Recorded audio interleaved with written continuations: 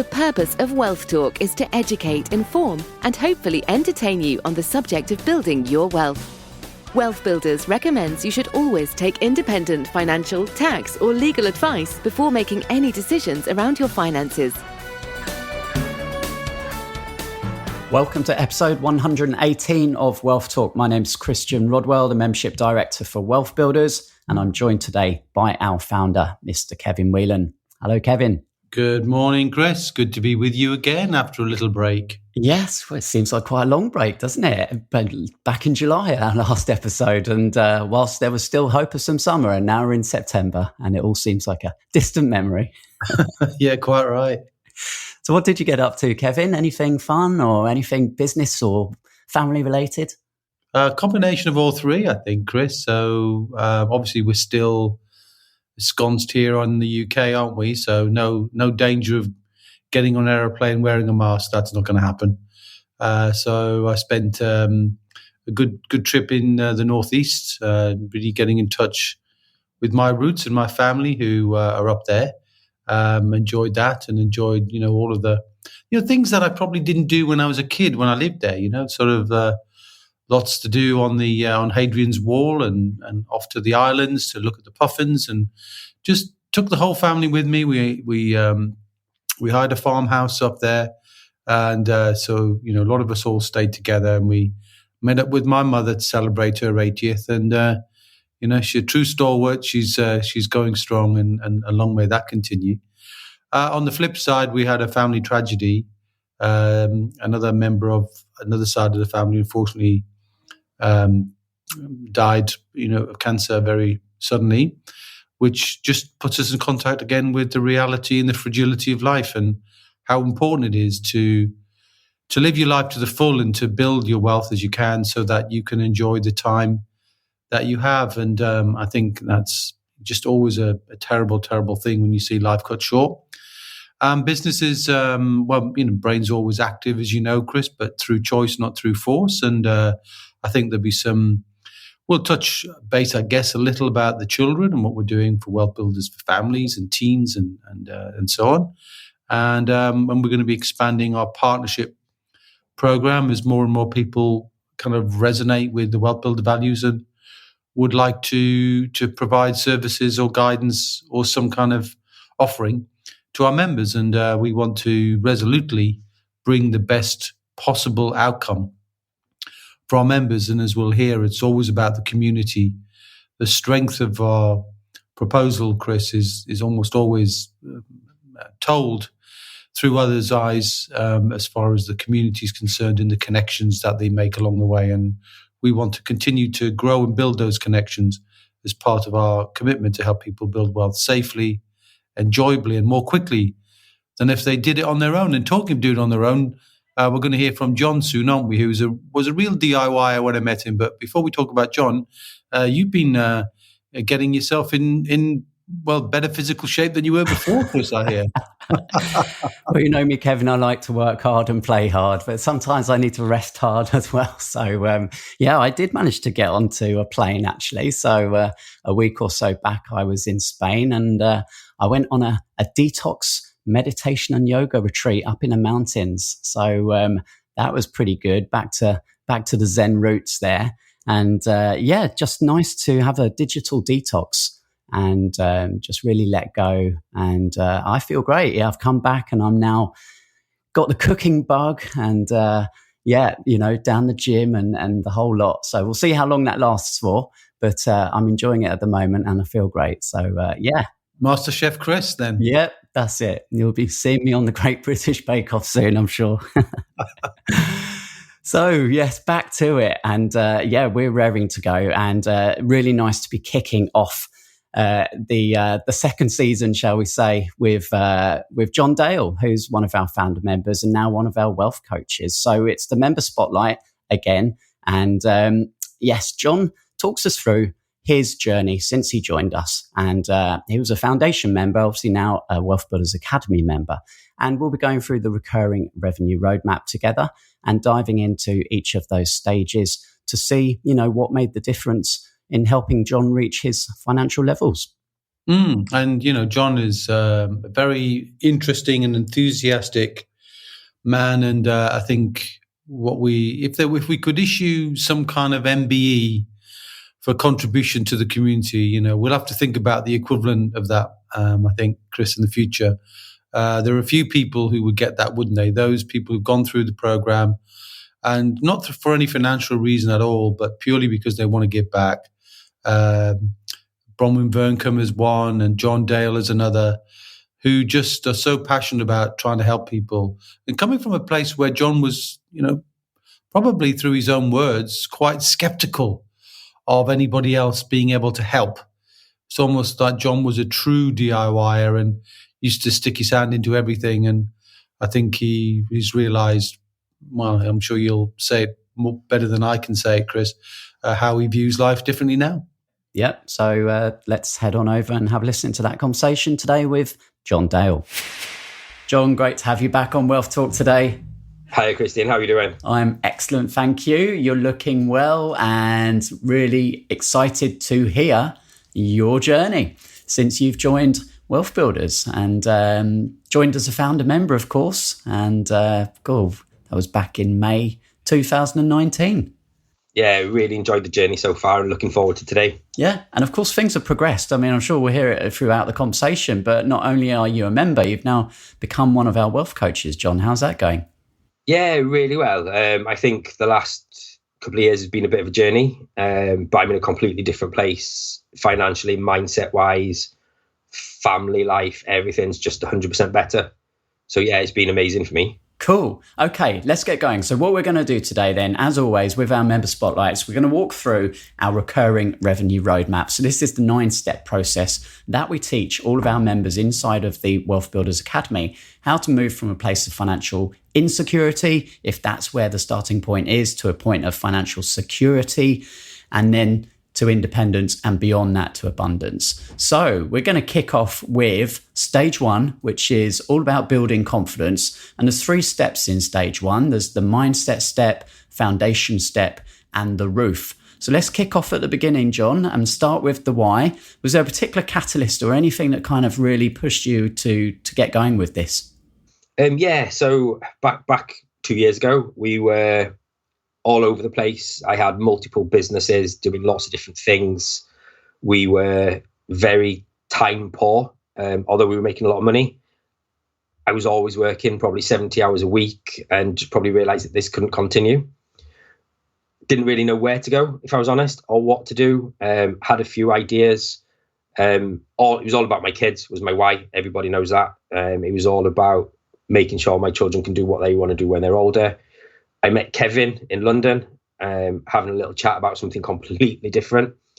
And we resonated quite well. I really enjoyed what he was saying and talking about. We spoke about kids and his kind of mentor and how he wants to leave things for his children. And it just really resonated with me. I got an email from Wealth Builder saying, do you want to join the academy? I've never been into education, never been into joining these forums with gurus and all of this, but for some reason it just resonated with me. I was like, right, I'm going to do it. But if I'm going to do it, we're going to go all in. And we did. We followed every step to the T, stuck to the plan. And within 12 months, it really worked quite well for us with a couple of key points with the mindset, which were the dynamic profile was amazing for me. Just and really get me focused. Yeah, excellent. Yeah, it was quite a different looking program back then, but it's come on a long way now. So that's great. So mindset, really key, starting with the end in mind, knowing your motivation. Step 2 then is the foundation, Jon. So this is really about getting crystal clear on sort of how much asset income you're generating currently, and then how much you need to reach the next wealth level. So we know there's 5 levels of wealth: insecurity, security, independence, abundance, and then legacy. Can you remember where you were when you joined, Jon? Yeah, I did have a clue. It was so my background, as a lot of people know, was being an IFA and a mortgage broker. So helping people with their finances and getting them to understand everything. Generally didn't have a clue where we were. So it was an eye opener to look at what we had in savings and investments. But that was my light bulb moment to, yes, we had quite a bit of cash, but I had no recurring income, so I was at insecurity. And it was interesting to see that if I had to stop work today, what would happen? And the answer was we wouldn't know it. We'd have to wait for managers and things to take over the business and kind of hope that it kept working, which was a scary thought for me, and helped kind of change the mindset and put things into action. And the other aspect of the foundation, obviously, is looking at, if there are any kind of leaks and, can you make a really strong foundation upon which to build? So that's where we bring in the debits process, where we ask our members, review all of your outgoings and see if there's anything that can be saved. So did you manage to make any savings? Yeah, I think on the first one, it was between £5,000-6,000 for the whole year, which was massive for us. That was silly little things from Sky bills that we were paying 140 quid for, down to like £30, other subscription bases, monitoring how we pay for everything. But for us, it's been a yearly thing now. So it wasn't just a one-off, let's do our debits and leave it. I've got a diary reminder now every year. We sit back, we review all our insurances, all our bills and everything, and we save each year, and that goes into an ISA. And I think so far there's about 25 grand in there, which there was when we started, just to be clear to everyone listening, there was about 3-4 grand. And that's just from me saving. Every time I save on a bill, I increase my direct debit and it just goes into the ISA and goes away. So yeah, a nice little safety pot, to be honest. That's tremendous. And obviously we've got some processes which we teach and share in that step to help people find even more hidden money that perhaps they didn't realise was there. So great job on step 2 then, Jon. So step 3, final step in the first stage of the roadmap, is what we call the roof. So the roof is obviously the protection of you and your assets and make sure your family is protected and all of those things. So a few things to check. Any surprises or actions from that? So again, being an IFA, we sold life insurance and helped people put things into wills and trusts and everything. So I kind of got the philosophy.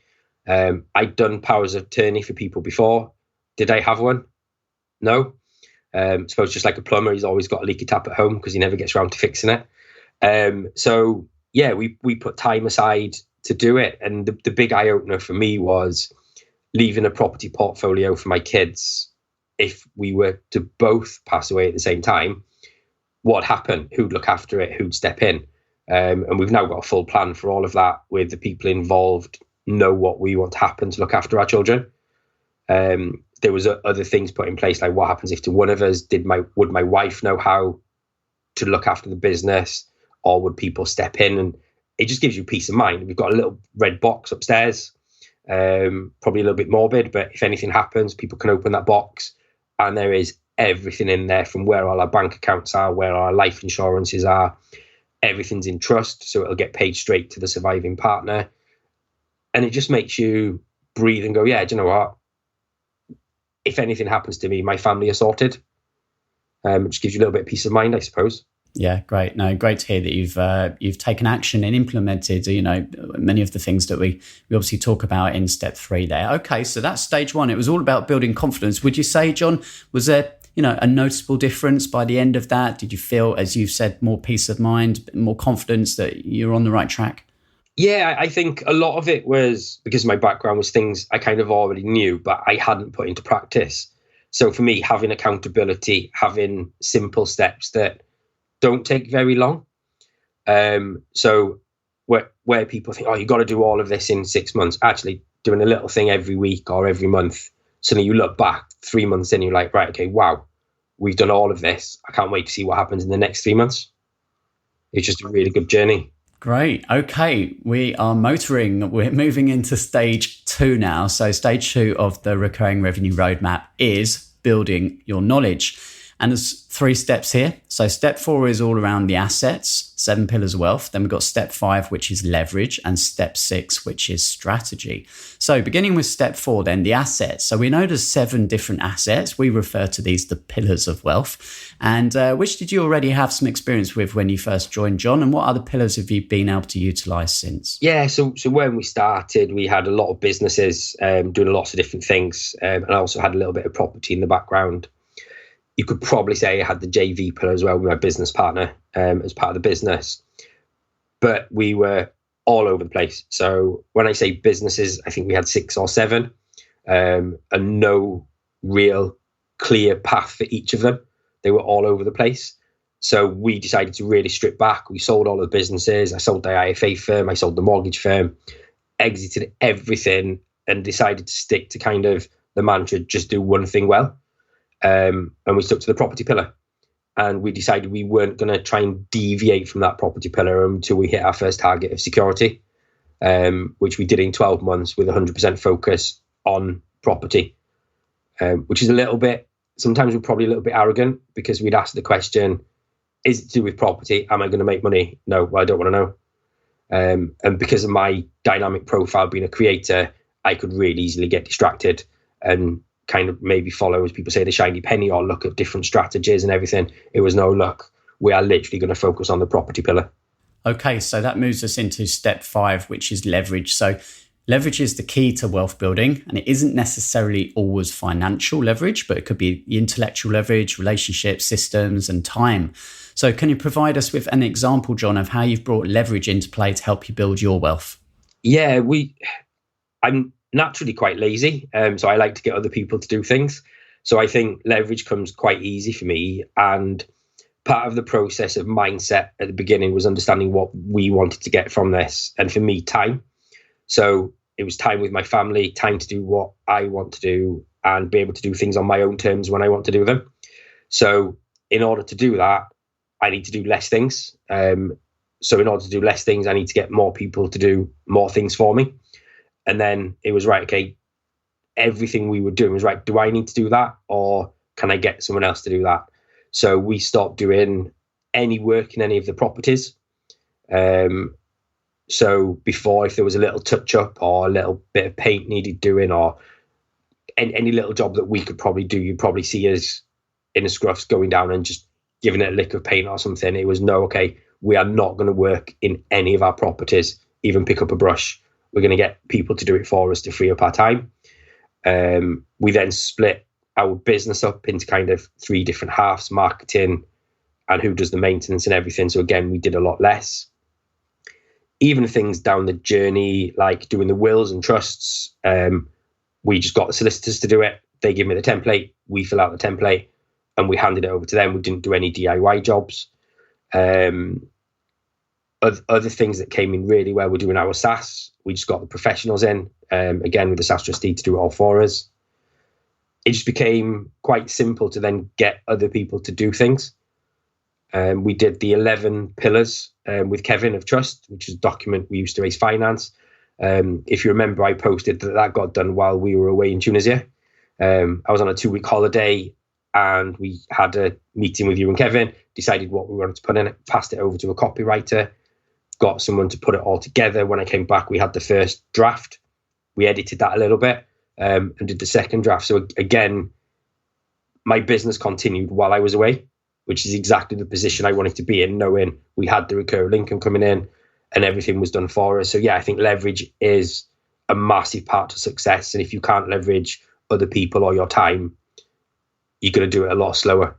Yeah, some really good examples there, Jon. It really helps to have that framework, the FIRST, just to break it down and say, am I really leveraging all of these different areas? And you certainly have been.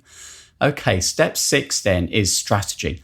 This is where it can become overwhelming. As a coach now, obviously you're speaking to lots of members and they're probably coming to you, Jon, saying, oh, shall I do this? Or I've been on a webinar and this sounds good, right? So how did you choose the right strategy for you? So we were quite lucky, and we had a couple of properties in the background. I had my mortgage kind of broker experience, so I understood finance a lot. So obviously we'd chosen property. It was then considering time and being lazy, which was the easiest property to build wealth in that we can rinse and repeat. So we wanted a process where we could just get people in to do the same work and keep going, adding. So we just chose buy to let. I think it's the simplest of the property pillar. It's the easiest to leverage. It's probably the most forgiving as well. If you buy, we were trying to recycle and take most of our money out. Again, along the way, we had a couple of projects that we overspent on. But again, we could sell them and still make a profit. So I think he just gave us a really solid foundation to, this is how we're going to hit security. There's plenty of these properties about. So we didn't have to go marketing and upscale and have people go in direct to vendor and all of this to start with. It was simple as Rightmove, Zoopla, and estate agents. So just a really simple process, keep it basic. All I had to do was find the houses, learn how to finance them, and just get our refurb teams in to fix them. And we just scaled from there then. And if thinking about the other 7 pillars or the other 6 pillars, Jon, are there any other strategies that you've looked at or you're now looking at moving forwards? Yeah, so we hit our target, and then it was right. Okay, we've done that. What happens next? So we stuck to the rinse and repeat button, where I'm less time invested in the buy-to-lets now. We've got a really good team behind us. So again, freed up my time, which we're now looking at the business pillar, and I suppose the JV pillar. The good thing about the community, there's lots of great people. So as you know, myself and Luke are doing something together in kind of the training strategy around all our experiences and everything. Where we're going to be building a platform called Go All In, which is about education. And then we're going to be listing our expertise and training courses on there to show people how not to do it, just as well how to do it. That's going to be amazing. And there's a couple of little things kind of in the background that we're working on, where I'm doing DD on at the moment, but nothing 100%. But I think that's the good thing about where we are, is because I've got a lot of time, I can really focus on the things that I want to work on. And again, going back to our mantra now, how much time do I need to put into that to make it work? If it eats into all of my time, do I really want to be doing it? And I think because we're at a comfort level from a monetary point of view, do I need to do it? Whereas before, I think a lot of people here say yes to everything. Now my answer is say no to everything and decide if I want to do it. So again, mindset change. Yeah, nice place to be in there. So that takes us to the end of stage 2, which is build knowledge. So, knowledge obviously is never ending. We're always learning. But yeah, really good to hear how you focused on that, which is actually where we're going right next. So we're moving into stage 3, the final stage of the recurring revenue roadmap. And step 7 is focus. And this is all about the Wheel of Wealth then. So once someone has chosen a strategy, then the key is following that Wheel of Wealth. And that means education, support, connections, due diligence, and then taking guided action. So our wealth coaches are there every month. They were there to help you, Jon, and now you're there to help others turn the wheel. So tell us the importance of focus. For me, I had to have that focus. I had to have that accountability. I think the good thing is it's now ingrained in me, and I can see in myself when I'm starting to go off as well. That doesn't mean I still don't need accountability, and I still don't need that. But I think being a creator and the way my mind works, I was always off on a tangent. So I was quite honest with my coaches at the start, what I wanted from them. And it was unique. And basically I wrote on a piece of paper, stick in your lane. And it was like, I got to stick in my lane. I want to concentrate on buy-to-lets. My coach was yourself to start with. We had a lot of conversations, and then Ian was really good because we're doing the same strategy. We kind of get on really well. And every time I brought something up, it was like, Jon, do you remember at the start, stick in your lane? I was like, yeah, okay, stick in my lane. What are you going to do for the next 30 days? I'm going to do this, this, and this. Okay. Are you just going to do that? Yes. And he was kind of promised me you're only going to do that because he knew what I was like. And yeah, he just really kept us moving on fast. I think we'd have always got where I was going to get to on the property side, potentially, without Wealth Builders. But I'd say I wouldn't be where I am today, and I'd still probably be working towards my security level 3 years later, because I'd have taken my eye off the ball, done something else, then come back to it. And then that worked really well. So I'd have gone off and done something else for some strange reason, and then come back to it. So I just think the clear focus and being able to rinse and repeat everything just means you stay on track and you get to where you want to be a lot quicker. And I think we say 5 years within Wealth Builders to achieve your goal. I think if you stick to the plan and you do everything you're supposed to going to do, it's more than achievable. And I think with a little bit more focus, you can probably do it in less than 5 years. But not everyone's got the luxury of time. So again, leverage. If you can leverage your time and go through all the steps, you can just get to where you need to be a hell of a lot quicker and enjoy life then, instead of working. Very wise words and very true words as well, Jon. And just a word then, obviously now in your role as a coach, and what are you noticing and what are you enjoying about being a coach?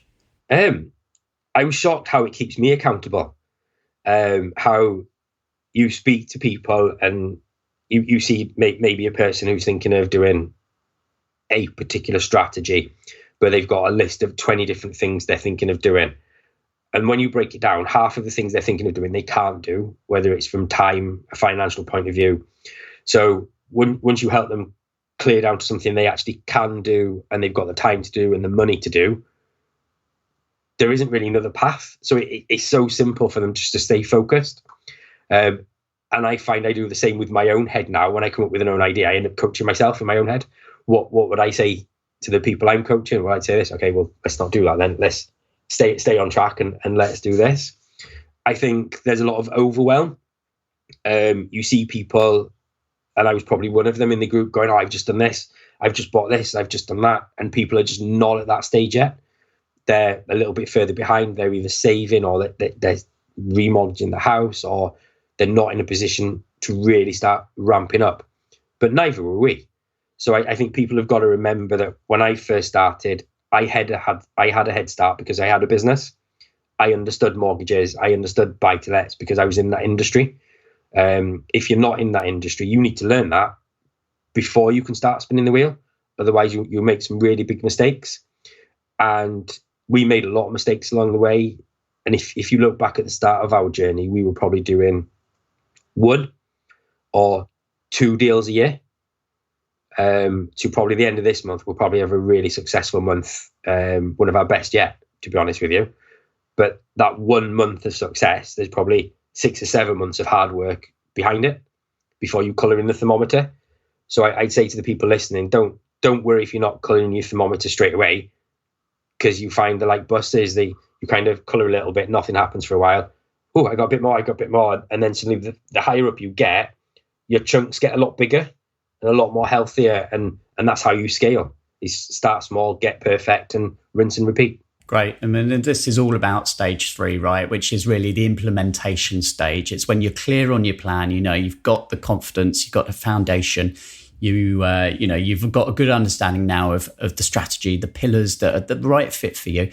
And obviously now it's focusing. And you mentioned the thermometer. So that moves us into step 8, which is titled results. So, we encourage all our members to track their progress every 30 days. As you said, sometimes that progress is not necessarily financial progress, but it's, more confidence, a great connection, that can all be great progress. So, tell us about some of your results then and, some figures maybe, Jon. Yeah, so we probably hit our target a year and a half ago now for security. We were on our way to kind of the independence level. But that's all from recurring income. And I think I had a bit of a problem getting my head around that to start with, because I've got a couple of things that we do business-wise that pay us some good money.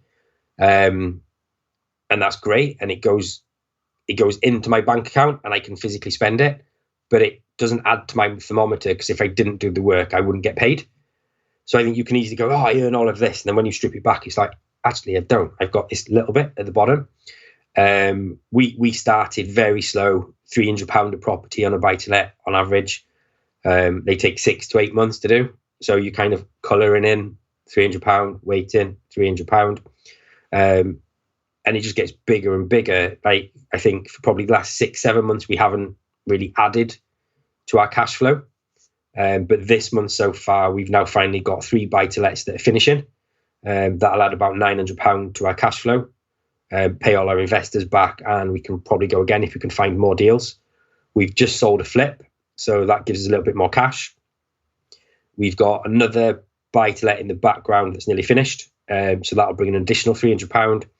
And then there's another flip about to hit the market next week, which when you hear all of that in one go, it's like, oh my God, that's really busy. But actually, that's a combination of probably 6 to 8 months work on some of them, and one of them over 12 months, because we sold it twice. And it didn't go through. So yeah, it's been a slow burner, but then you can add to it. I've had an amazing work with Luke, as we spoke about.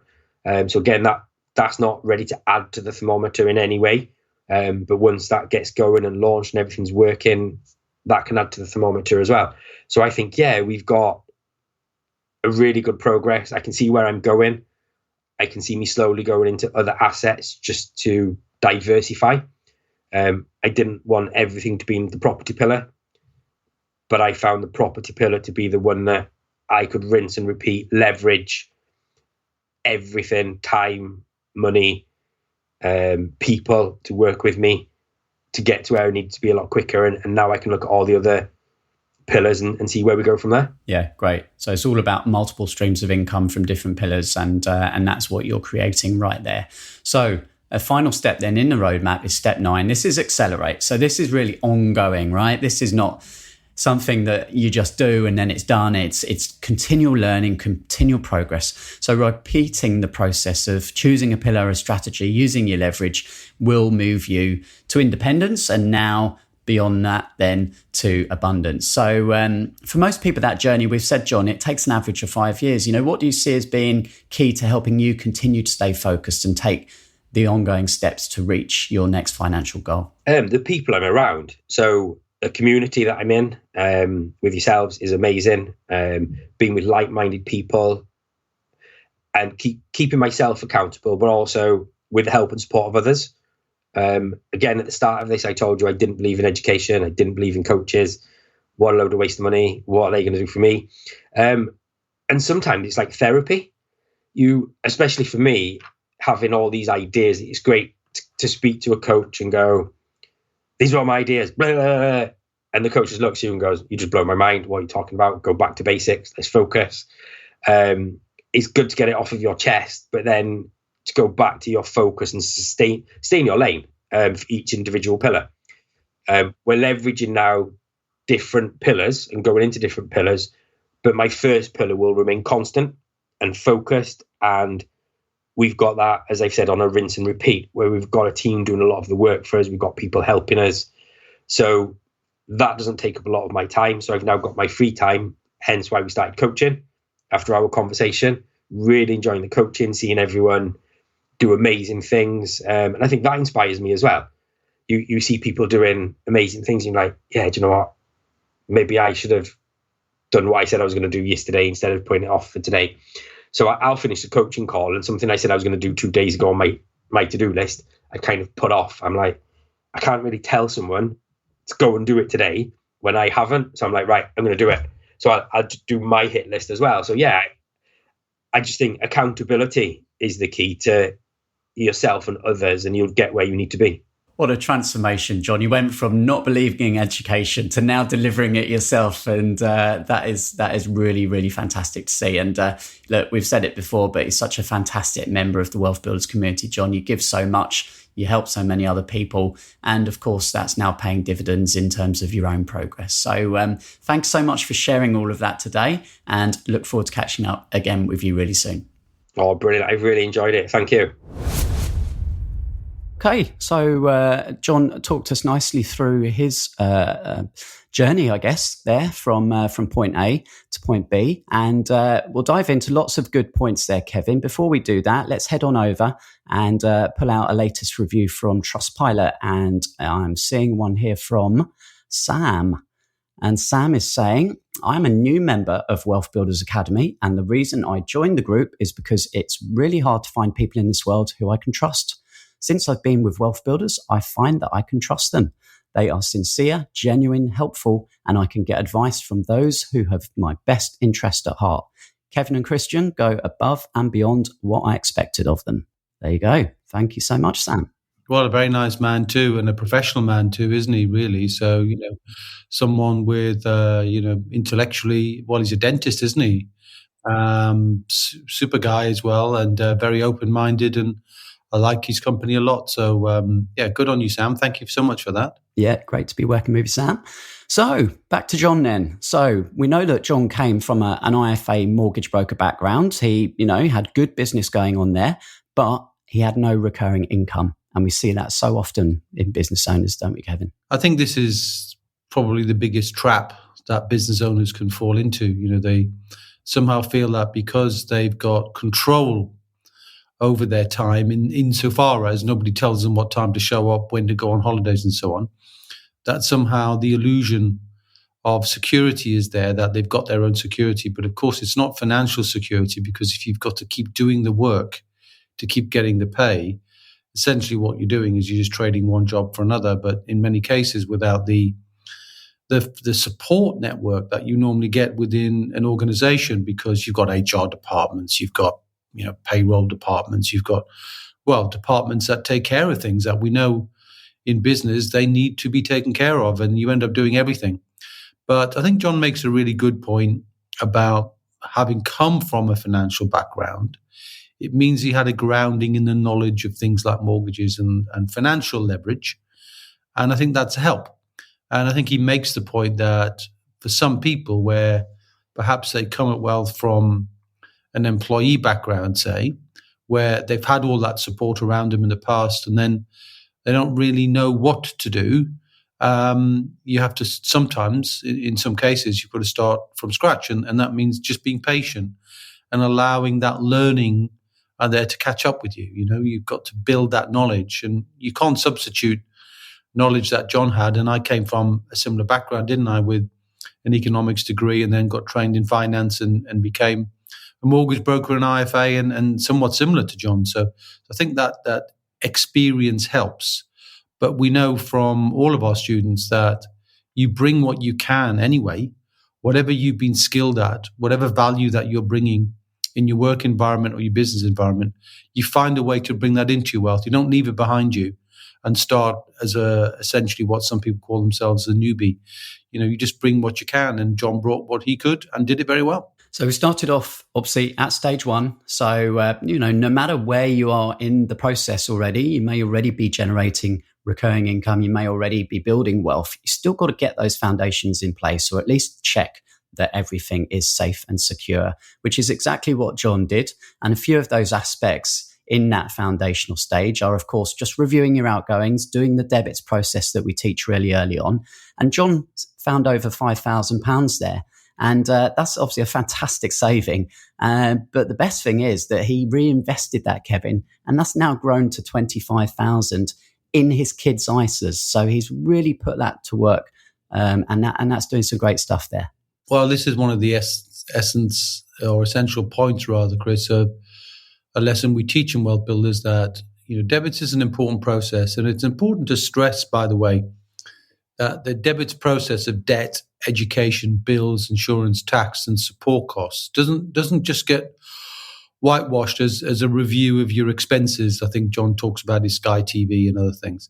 It isn't just about that. It's everything where money's going out in your life, either knowingly or more often unknowingly, where you've got fees and expenses to organizations or institutions, certainly financial services, where you can be paying quite a lot of money, but it's kind of opaque. The charging structure is opaque. And we believe that for many people, Chris, the financial institutions are not serving people well enough, in that the technology that brings leverage, another form of technology that brings leverage into play, has not really brought a reduction in cost for most people. So we spend a lot of our time helping people look at things like their pension and their investment costs and say, hey, you don't need to pay this sort of fee. There are ways now that you can review that. It means not just simply doing a comparison site. You've got to do some other work. But once you've done it, you're saving that money forever. I mean, typically we're seeing people paying 2% for money management, and more often than not, we can get it down to less than 1%. And if you can imagine, if you reduce your costs and expenses by 50%, and it's not just this year, it's forever, then that's going to remove a handbrake and allow your finances to accelerate. So although Jon knew how to do that and didn't use that as an example, I want to highlight that because that's probably something Jon wouldn't have done, because he knows how to do that intuitively. And of course, you mentioned there at the beginning, some of the work we've been doing over the last month with the Wealth Builders for Families. So that ties in, one of the things I know that's included in that program is such as kids' ISAs, how you're going to start building that pot from an early age for them. Yeah, I mean, look, there's a whole raft of different things that you can do financially for children, from, as you mentioned there, junior ISAs to simple things like premium bonds from 25 quid. So it doesn't have to be a lot of money, to make a difference. We've also got the opportunity to, help kids to build financial futures in terms of long-term pension funds, including bringing them into, John's got a SSAS. And I know when his kids are 18, he'll be, giving them lessons and skills to allow them to participate in that. So they see finance from the inside. It doesn't just happen to them as many students do when they get older. So by bringing the Wealth Builders for Families program into play, probably ready for formal launch, I guess, Chris, probably by maybe Jan 22, we'll be testing it in the last quarter. And just seeing how the lessons and the inclusions and the things that we would want to encourage parents, kids to be doing together. And I know John does that. John takes his kids out on viewings and so on, and he's got one of his children really loves property, and the other one hates it, and that's fine because it's giving them a sense of discovering what they like and what they don't like at an early age by being included in the discussion and activities, actually. So kids learn not just by academic classrooms, that can be quite boring and removes creativity, but getting them to do things, listen to things, watch things, participate in things. These are the important lessons that we'll be sharing in Wealth Builders for Families. So keep an eye out for that one coming very soon. Yeah. So John got his foundation in place there. We then know that the roof is the next step. And again, in John's business, he was telling others on a daily basis to put these precautions and measures in place. But as is often the way, he didn't have them all in place himself. So he quickly righted that anyway and, put everything that needed to be in trust. So that's protected and will pass on to the people that it needs to. Yeah, and for a lot of people, the word trust, I mean, Sam used the word trust in a different context, didn't he? That he couldn't find someone to trust, and now he feels by experience that we can be trusted. And that's an important point, that when people feel overwhelmed by language, they think, oh, this sounds hard. I don't really know who to trust. Somebody's going to rip me off. All of those emotions can get in the way and prevent people from taking small steps. So we've done our absolute damnedest to make sure that the people that we recommend or encourage, at least to talk to within the Wealth Builders community, certainly around the aspects of the roof, getting your wills done, powers of attorney done. It's really, really quite simple. Only a few questions of you, and then the lawyers take care of the rest. And it's not an expensive thing in the context of life. It's just like anything. You've got to. I think the real expense is time, isn't it? People just don't feel like they know enough.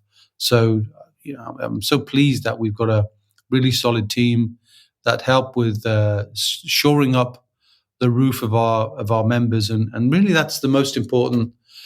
To me, actually, it's probably one of the most important steps in that whole foundation element of the program, Chris, is it actually makes people have a peace of mind and gives them a sense of, I've taken care of my family. And I know how important that is to me personally, because I remember when my dad died when he was 46, he felt like any business owner of that age, kind of immortal almost, like I can get round to this anytime. And then his tragic death meant he didn't do these things. He didn't have these things in place. And often that's the way, particularly with business owners, because, they're often so torn for their own time, and that's a big challenge for them. So it's really important that we put the roof in place at the beginning of the journey and not put it at the end of the journey once wealth has been achieved, because, as I said a moment ago, sometimes, people can tragically lose their life and therefore they didn't achieve what they wanted themselves. But by putting things in place, they can substitute that achievement through good preparation. So if they die, their assets or their insurance can provide for the family as if they'd done the job of being a wealth builder and creating financial security or even independence for their family. And I applaud anybody who takes the time to do that, as so many of our members do. So once all of those steps are in place, then we can move on to stage 2. And stage 2 is all about learning what those 7 pillars are, then probably eliminating a few that are not right at the moment and just focusing and then bringing leverage into play. So that's a key part of the process. And for Jon, he brought leverage of relationships into play, because he said, as a creator, he'd taken his wealth dynamics at the beginning. He realized he was someone who liked to start things and then kind of go off to the next thing. So he just focused on one pillar, and that pillar was property. He knew that he could reach security in the shortest time possible if he just stuck to that. And that's exactly what he did. So he brought leverage into play, and his strategy was buy to let. And, we say focus your way to security, don't we, Kevin? Focus your way to security. The best way to get to security is to focus and not to diversify too early. Because if you can, as Jon almost kind of mentioned or hinted at really, which is you do something and you master it. I think he calls it rinse and repeat, which is essentially the same thing. Once you know what you're doing, your first time you're it's a bit of a stumble. The second time you're a bit doddery, but you get it done. And the third time you probably mastered it. So I encourage everybody to do 3 of anything. And then almost claim that domain of mastery, which then therefore means you can rinse and repeat, or work out what needs to be done and then put other people in play to get that done. And I think that was a big challenge for Jon, because he was tempted in so many different ways to go off in different directions, which of course, you've got to encourage him for that anyway, because that's really what he's doing now, which is diversifying, isn't he, in the final step of the Wealth Builders recurring revenue roadmap. But in that early part, he stuck to his guns, and fair play to Jon. And we encourage everybody to do that and not to get caught up. I think the point he makes about having a coach, having accountability, I love that point he made when he said, his coach said, "Promise me, Jon, you won't do anything else in the next 30 days. You'll just stick to the plan that we've just agreed." And of course, it was his plan. It's never our plan. We don't tell people what to do. And Wealth Builders, we said, well, look, if you want to achieve that, the best thing you can do in the next 30 days is this. Do you agree with that? Yes, I do. Right, let's get that done. And that means it keeps people on track. It removes the temptation to go off track, because as soon as you go off track, your energy, instead of being focused like a laser, gets dissipated. And diffused light doesn't really do much. It might be nice background lighting, but doesn't really achieve much. So what we want is really, really focused attention, focused relationships, focus that light like a laser, and that gets you moving forward. And that moving forward gives you confidence. And that's the key thing to be able to go to the next level, which is essentially when those results start to come in. Because like anything, when you're building wealth, there's an awful lot of activity that happens before the results of finance start to show. And that's another good point Jon made when he talked about sometimes he might do a Facebook post and say, "I've done this, and this month," but he hasn't. It's been an accumulation of things that have happened in previous months. And he mentioned a property that he thought he'd sold but didn't get sold. It fell out of bed, and then it got resold, and that wasn't 2 sales; it was 1 sale. But if you looked at it on Facebook, you might think it was 2. Yeah. So that's the final stage, really, is building assets, and this is an ongoing phase until you reach independence, and then obviously you're heading towards abundance from that point onwards. But building assets is just turning that wheel of wealth and just showing up for your coaching call every month. The importance of having that accountability and that guided action from your coach, just chatting through your ideas often helps things helps make things become clearer. And the results that Jon's had, so in the last month, he's added nearly an extra £1,000 to his thermometer. But as you say, Kevin, that's the result of 6 to 8 months of work. But the results are building, and Jon is most definitely moving towards his independence level now. A couple of other points I think made hinted at by Jon. One of those is, sounding boards, right? So he talked about sometimes you just want to talk to someone just to get it out of his head. Often creators, those people with high degrees of energy around ideas, want to get those ideas out, because if they stay inside their head, trapped inside their head, and you'll know that if you're a creator listening to this, you've got 10 ideas before breakfast and everybody's go, "Oh no, not another idea." That's the sort of thing that, you'll see from people like me, people like Jon. But that's my role in the business, right? The visionary. It's my job to have ideas, and it's good that we've got a great team to allow me to do that. But I think it's the same at any level. Find somebody If you're not a member of the program and the program doesn't sound like it's a good fit for you, hey, that's okay. Come and join what we do for free. You're welcome into our community anyway. But when you're thinking about it, talk to somebody who's on your wavelength. I don't mean make sure they're the same wealth dynamic or anything like that. I just mean if you've chosen something you're going to do, whatever it is, find somebody else so that you can talk to who will be at your level in terms of they'll give you feedback. Sometimes we find that partners, life partners, spouses, and so on aren't on the same wavelength. Sometimes other family members aren't on the same wavelength, and that can happen. It just happens in life. So if your partner or somebody really close to you isn't, find somebody and try and create for yourself an accountability partner or somebody you can talk to. Or better still, look out for what we do and come and join the program. 5 years with a bit of help can save a lifetime's worth of trial and error. And from my experience, I would say, do it in 5 years. Don't do it in 15 like it took me without any guidance and help at all. Yeah. Well, we say 60 days to create your wealth plan and then 60 months to execute on that to reach independence. So if that's a deal that sounds good to you, then get in touch and we can chat further. Mm-hmm. Well, it's good to be back in the hot seat with you, Kevin. I was just thinking the next public holiday is going to be Christmas Day. So we're on the home straight. Okay, fair enough. Just one thing just to mention, because I'm very protective of my own IP, and I think just because I love Jon and he doesn't mind a little bit of ribbing from me, he referred to a document called he called it the 11 Pillars of Trust.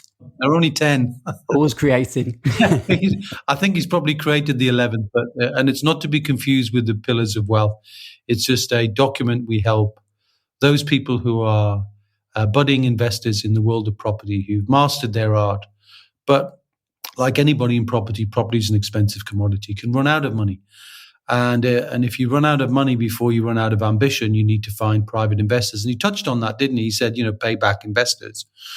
So we helped him create his document, which told the story of his business through the eyes of investors so that he could build the trust, hence the 10 pillars of trust, not the 11.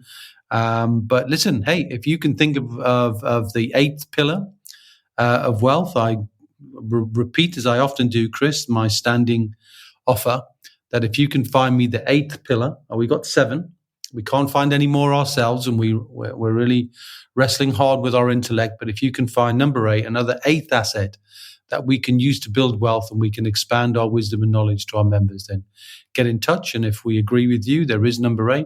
We'll send you a very fine case of champagne and get a picture taken together and celebrate as we would joint venture and collaborate on some new IP, which is another way of building wealth, which is Jon is also doing with that combination of work he's doing with Luke and doing training themselves. So it's not just a relationship with JV, but they're also building and sharing their IP. So Jon's cooking on gas. And as I said, if there was an MBE we could offer, we would definitely offer one to Jon for his support in the community. And Chris, thanks to you too for all the work that you do to keep this community thriving, and looking forward to building it still further to help on our journey to help 50,000 people to become financially independent. So if you're one of those who thinks you'd like to be, just get in touch with us or join our Facebook group and tell somebody else about the podcast. Why don't you?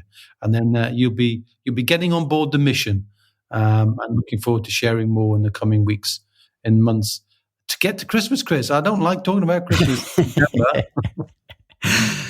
Yes, indeed. Yeah, well, thank you for the acknowledgement there, Kevin. And of course, it's not just you and me. We've got a whole team behind us. So thanks to all of the team at Wealth Builders for the support and growth of the community, and to all our wonderful members once again. So we'll be back again with another episode of Wealth Talk, same time, same place next week. Until then, Kevin. Yes, until then, Chris, with your fancy cooking under your belt. See ya. We hope you enjoyed today's episode. Don't forget that we are constantly updating our resources inside the Wealth Builders membership site to help you create, build, and protect your wealth. Head over to wealthbuilders.co.uk/membership right now for free access. That's wealthbuilders.co.uk/membership.